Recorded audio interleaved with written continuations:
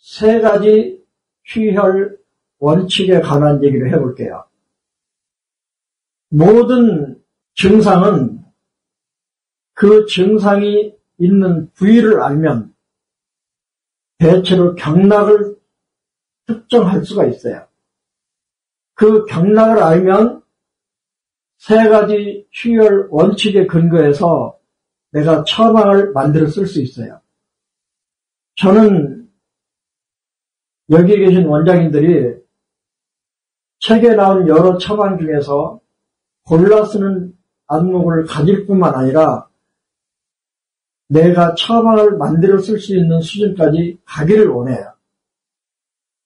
이제 경황통을 예로 세 가지 취혈 원칙이라는 제목으로 한번 설명해 볼게요. 경황통 그러면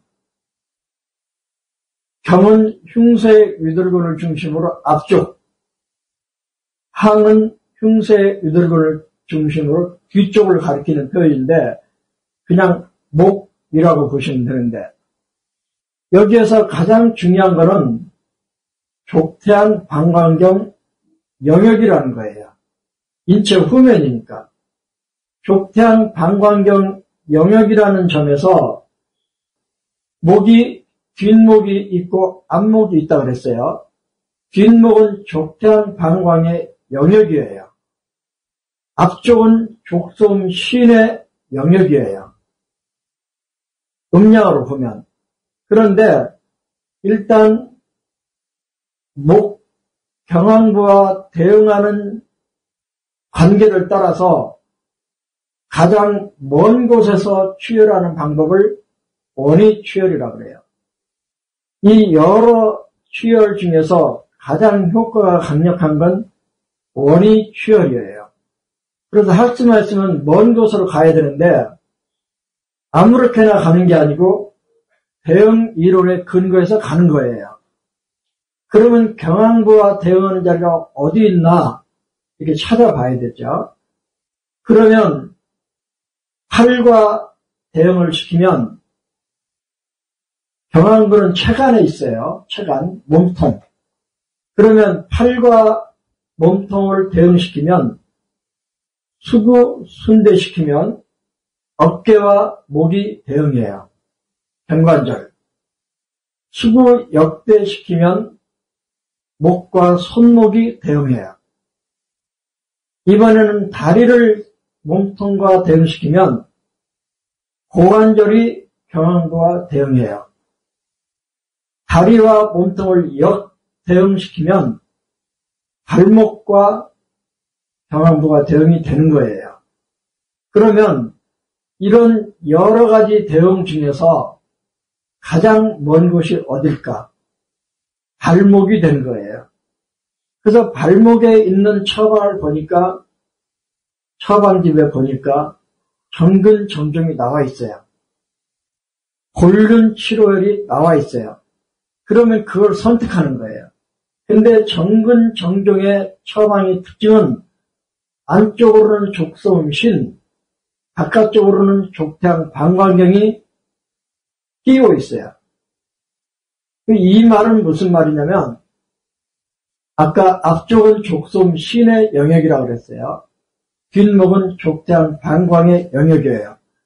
그러면 정근정종에 침을 놓았다는 뜻은 앞쪽이나 뒤쪽이나 경황부의 문제를 치료하겠다는 뜻이에요. 통치관이죠. 그래서 1번 정근정종 선택이 됐어요. 이건 원위취혈의 결과예요. 두 번째, 뒷목은 대개 운동기 질환은 양경락에서 주로 생겨요. 음경락은 주로 보조적인 역할을 해요. 그래서 경황부의 문제를 족태양 방광으로 봤어요. 그러면 족태양 방광경이에요. 그러면 족태양 방광경에서 경황부를 치료할 수 있는 혈을 보니까 속골이 나와 있어요. 속골. 그래서 자기 경락에서 할 수만 있으면 멀리 가서 선택한 게 속골이에요. 그래서 경황부를 치료하는 혈 중에 속골이 아주 중요해요. 전통적으로 중요해요. 그 다음, 이거는 본경상통이에요. 족태양의 문제를 족태양에서 치료하는 것은 본경상통의 원리를 따라서, 그 다음 족태양이란 말을 근거로 같은 태양경, 육경상통하는 태양경락으로 가보니까 수태양 소장경이 나왔어요. 그래서 수태양 소장경에서 경항통을 치료하는 처방을 보니까 후계가 나왔어요. 이 후계 속골은 경항통을 치료하는 가장 유명한 처방이에요. 그런데 주석이 달리기를 후계는 목을 좌우로 회전하기 불편할 때 쓰는 혈로 나와 있고, 속골은 목을 앞뒤로 할 때 불편할 때 쓰는 혈로 나와 있어요. 그렇지만 우리가 총통을 공부하고 보니까 대표혈이 있잖아요. 이묵. 우리는 이묵을 추가해서 쓸 수도 있는 거예요. 그러면 목을 좌우로 회전하든 앞으로 숙이든 뒤로 제끼든 일단 후계, 속골, 이묵으로 처리가 끝나는 거예요. 그런데 이렇게 선택된 혈을 반칙과 반대되는 건칙에 놓으면 좌병우치, 우병자치가 되는 거예요. 경항부에서 멀리 떨어진 곳에 치료하면 허리 아래에서 찾으면 상병하치가 되는 거예요. 그런데 족태양이니까 수태양으로 가서 찾은 이 후계혈은 위에 있는 경항부의 병을 상반신에 있는 후계로 치료하면 이거는 하병상치가 아니라 상병상치라 그러는데 이거를 근위취혈이라 그래요. 원위취혈에 비해서 상대적으로 가까운 거예요. 상반신의 병을 상반신에서 취혈하면 근위취혈이 되는 거예요. 상반신의 문제를 하반신에서 취혈하면 원위취혈이 되는 거예요. 그런데 이 처방들 속에는 뭐가 하나 빠졌냐면 음병양취, 양병음치가 하나 빠졌어요. 그래서 보니까 족태양이란 말에 장부 별통 관계를 찾아보니까 수태음패가 장부 별통이잖아요. 그래서 수태음패경에서 경항통을 치료하는 처방을 보니까 처방집에 다 나와 있어요. 중자중선이 나와 있는 거예요. 그러면 중자중선도 상반신에 있기 때문에 이것도 근위취혈의 한 형태예요. 더구나 족태양의 병을 수태음으로 치료하면 양병음치의 원칙에 부합하는 처방이 되는 거예요. 그래서 양육월 선생이 말하기를 자기가 경항통에 후계 속골로 치료하기를 수십 년을 해왔는데 어느 날 깨달아서 중자 하나로 고치기 시작했다는 거예요. 중자혈 위치가 목 자리예요. 물갈기 쪽으로 갈수록 머리, 손목 쪽으로 갈수록 발 이렇게 되죠. 그래서 중자혈의 위치가 대응으로 보면 목 자리예요. 어쨌거나 양육월씨는 이걸 발견한 다음부터는 자기는 낙침을 비롯한 경항통에 중자 하나로 치료한다는 거예요.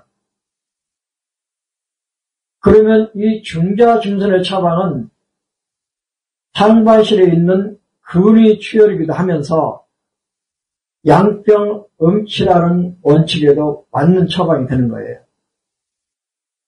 제가 경항통을 치료할 때 즐겨 써왔던 것은 일단 환자를 엎드리게 해놓고 양쪽이 불편하면 양쪽 정근, 정종 일단 놓고 어느 한쪽으로 치우쳤으면 후계 속골을 거치게 놔요. 정근, 정종도 한쪽으로 치우치면 거치게 놓아요. 그리고 목에 머리맡에 서가지고 천주 풍기를 잠깐 찔러요. 그리고 금방 빼요. 그리고 목을 살살 만져주죠. 좌우로 흔들어가면서. 이게 그동안에 제가 하던 경황통 처방이었어요. 근데 요새는 중자증후도 제법 써요. 그리고 또 있어요. 이번에는 국부취열.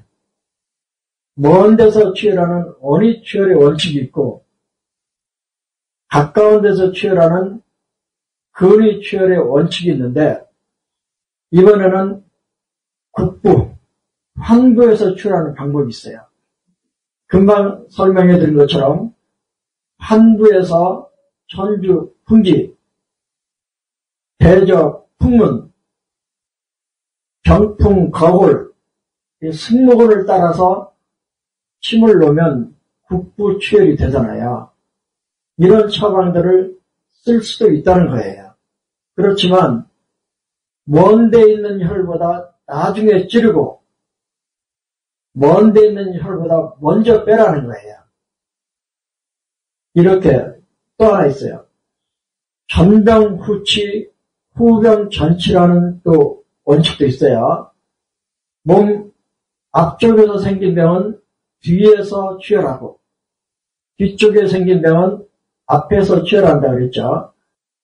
그러니까 대표적인 게 중풍으로 혀가 뻣뻣해지면 암은 풍부에서 사해라는 총추방열이 있잖아요. 또 그 연화곤란이라고 중풍으로 음식을 잘 못 삼켜도 총추방열을 하거든요. 앞에서 안 되는 걸 뒤에서 치료하는 거예요. 그런데 경황통에도 뒤쪽에 증상인데 앞쪽에 있는 인중, 승장을 쓰는 처방이 있어요. 이거는 전후 대응을 이용한 처방이에요. 실제로 유튜브에 보면 목이 불편할 때 코 밑에 인중혈을 막 문지르면 편해진다고 나와요. 그런데 인중 승장에는 어떤 주석이 붙어있냐면 고개를 뒤로 제끼는 게 불편하면 인중, 앞으로 숙이는 게 불편하면 승장을 쓴다 이렇게 나와 있어요. 아까 후계는 좌우로 움직일 때 불편하면 후계, 앞뒤로 굴신이 불편하면 속골을 쓴다고 나와 있죠. 이런 것들은 한두 번만 해보면 내 것이 되는 거예요. 이렇게 원위취열, 근위취열, 국부취열 이렇게 어떤 증상이든지 보면 친구 서적을 보면 이 세 가지 취열 원칙에 근거해서 처방이 나열된 걸 알 수 있어요. 처방집을 볼 때 이렇게 볼 수 있는 눈을 길렀으면 좋겠어요.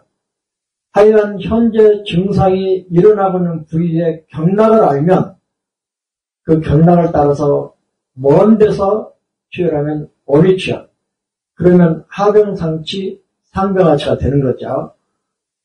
선택된 그 처방을 좌우로 건치게 놓으면 좌병우치, 우병자치. 그런데 이것만 가지고는 불편해요. 하나 더 음병양치, 양병음치의 원칙에 맞는 처방을 만들어낼 수만 있으면, 찾아낼 수만 있으면 더 효과가 좋은 거예요. 결론적으로 양육을시 설명에 의하면 경황통의 최고의 처방이 중자중선이라는 거예요.